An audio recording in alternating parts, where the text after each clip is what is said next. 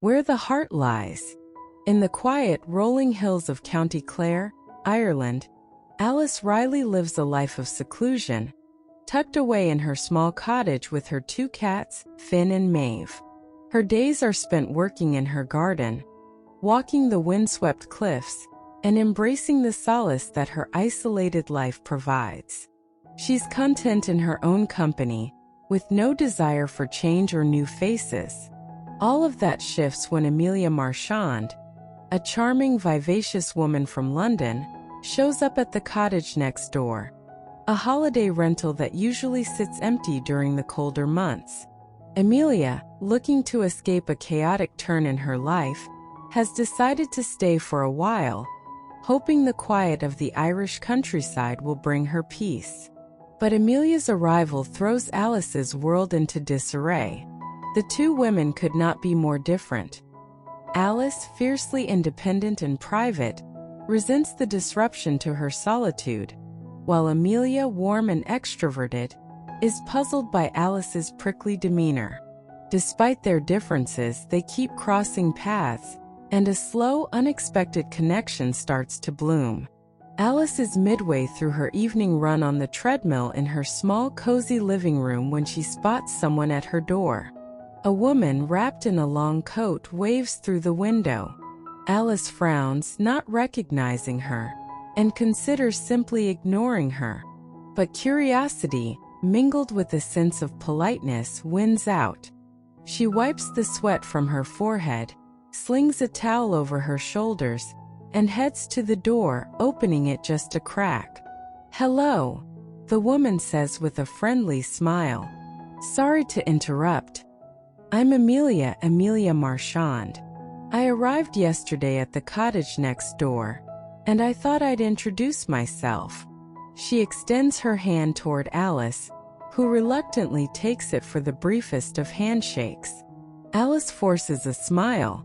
"Alice Riley," she replies curtly, trying to ignore the chill from the wind blowing through the open door. "I didn't mean to intrude," Amelia continues, her accent carrying the lilt of the city. "It's just that, well, we're neighbors now, and I thought it would be nice to say hello." Alice suppresses a sigh. "I'm not really much for socializing. I hope you understand." Amelia doesn't seem deterred. "Oh, of course. But maybe you'd like to join me for tea or a glass of wine later. I brought a lovely bottle from a little vineyard in Burgundy." Alice narrows her eyes, trying to gauge the woman's intentions.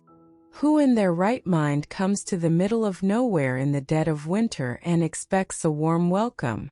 "Thanks, but no thanks. I'm not interested." Amelia's smile falters, but she holds Alice's gaze with a kindness that unnerves her. "That's all right, Alice. But if you change your mind, the invitation stands." Alice is about to close the door, eager to return to her routine, when Finn, one of her cats, slips outside and brushes against Amelia's leg. Amelia crouches down, scratching behind Finn's ears, and he purrs in response. Traitorously, Alice thinks. "What a sweet cat," Amelia says softly, looking up with a smile that reaches her eyes. "Finn, is it? You have quite the charmer here." Alice crosses her arms, trying to maintain her frosty exterior. "He's usually not so friendly with strangers." Amelia chuckles, rising back to her feet. "Well, it seems I'm making a few friends today after all." She gives a final wave, standing back from the door. "Take care, Alice. I'll be around if you need anything." Alice watches her walk away, feeling a strange tug in her chest. As she closes the door, she shakes her head, dismissing the encounter as a minor inconvenience, yet she can't quite shake the thought of the smile in Amelia's eyes. Over the following weeks, their paths continue to cross, on walks by the rugged cliffs, in the village pub, and when Amelia stops by to borrow sugar or ask about local hiking trails. Despite herself, Alice starts to warm to Amelia's presence, finding comfort in the easy way she navigates their silences. Amelia, in turn, seems content to let Alice set the pace of their budding friendship. One particularly cold evening, Amelia drops by with freshly baked scones and an offer to share a pot of tea. Alice, surprising herself, invites her in. As they sit together sipping tea by the fire, Amelia talks about her life in London, the pressures she left behind, and her hopes of finding a sense of calm in this wild, beautiful place.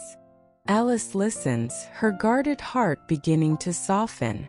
She shares small pieces of herself, stories of her life before she sought solitude, and the reasons she's kept the world at arm's length. Amelia listens without judgment, and for the first time in years, Alice feels truly seen. As the weeks go by, their bond deepens, a quiet companionship that grows stronger with each shared sunset and every walk along the wind-blown cliffs. Neither of them is certain where this connection will lead, but they both sense that it's something rare and precious. In each other they find a warmth that neither expected, a reminder that sometimes the thing you're running from is exactly what you need. And as the spring blossoms begin to dot the hills of County Clare, Alice starts to believe that maybe, just maybe, letting someone in doesn't have to mean losing herself. Their friendship becomes a gentle reminder that the heart can heal, even in the coldest seasons. And as Alice opens her heart to the possibility of connection, she finds herself facing the future with a sense of hope she thought she'd long lost.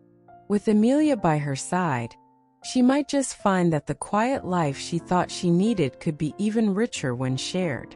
As the days grow longer and the chill of winter gives way to the softer air of spring, Alice and Amelia fall into an unspoken rhythm. They continue to spend time together, often without planning it. Amelia might drop by with a loaf of freshly baked bread, or Alice might knock on her door with a few spare eggs from her chickens. They take long walks along the cliffs, talking about everything from the quirks of village life to their past lives that seem distant and almost unreal in the quiet beauty of County Clare. One evening, after a particularly rough storm has blown through, Amelia invites Alice over for dinner. Alice hesitates for a moment, but then finds herself walking the short path to Amelia's rented cottage, curious and maybe a little eager. When she arrives, she finds a cozy scene. Candlelight flickering on the table, the smell of a rich stew filling the air, and a fire crackling in the stone hearth. Amelia greets her with a smile that's become familiar, but still makes Alice's heart beat a little faster. They sit together at the table, sipping wine and sharing stories. Amelia talks more about the city life she left behind, her work as a journalist, the pressures that came with it, and the burnout that finally pushed her to escape to Ireland. She tells Alice about how the noise and chaos of London had become too much, how she needed to find somewhere quieter to listen to herself again.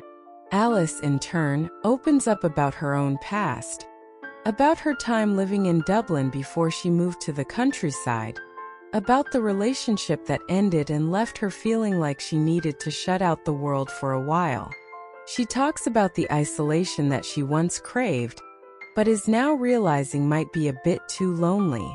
The evening stretches on, and the conversation flows like the wine they share. Amelia leans forward at one point, her face lit by the glow of the fire, and says, "You know, when I first met you, I thought you were going to slam the door in my face." Alice chuckles, feeling a warmth spread through her that has little to do with the fire. "Honestly, I nearly did. I'm not exactly known for my hospitality." Amelia's laugh is soft, and she shakes her head. "I'm glad you didn't. It's been a while since I've felt, I don't know, comfortable, I suppose. And here with you I do. I feel like I can breathe again." The words catch Alice off guard, stirring something deep within her. She looks into Amelia's eyes and sees a reflection of her own longing. This shared sense of finding something they both needed, but never knew they were missing. She feels an impulse to say something more, but instead, she takes a sip of her wine, hoping Amelia can read the gratitude in her silence.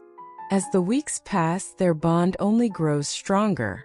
They spend rainy afternoons reading by the fire in Amelia's cottage, sharing books and stories that have shaped their lives.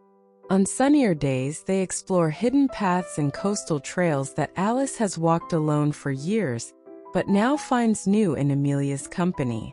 They even find themselves welcomed by the small community of villagers.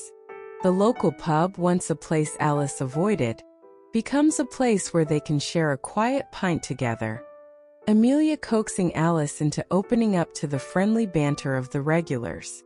It's not long before they're considered a familiar pair, and Alice finds herself smiling more easily than she has in years. One night, as they sit outside under a sky filled with stars, Amelia looks at Alice with a softness in her eyes that makes Alice's breath hitch.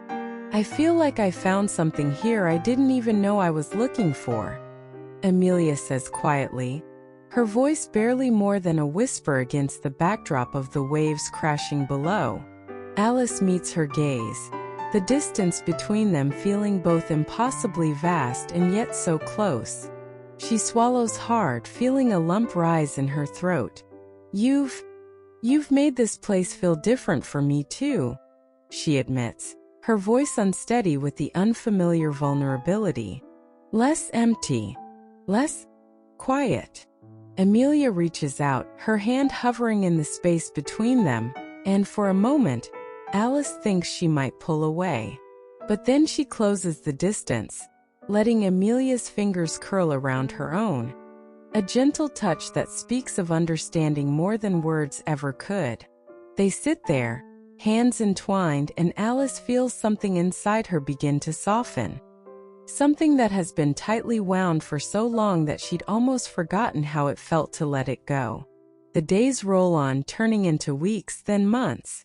Amelia's stay, which she'd intended to last only through the winter, stretches into the spring and beyond. There's a new kind of routine now, one that involves dinners together, walks that sometimes turn into playful races along the cliffs, and quiet moments spent simply being near each other. As they spend more time together, Alice finds herself thinking about the future in ways she hasn't for years. She wonders what it might look like if Amelia stayed longer, if the rhythm they found could continue. Amelia, too, starts to think of County Clare as more than just a temporary escape.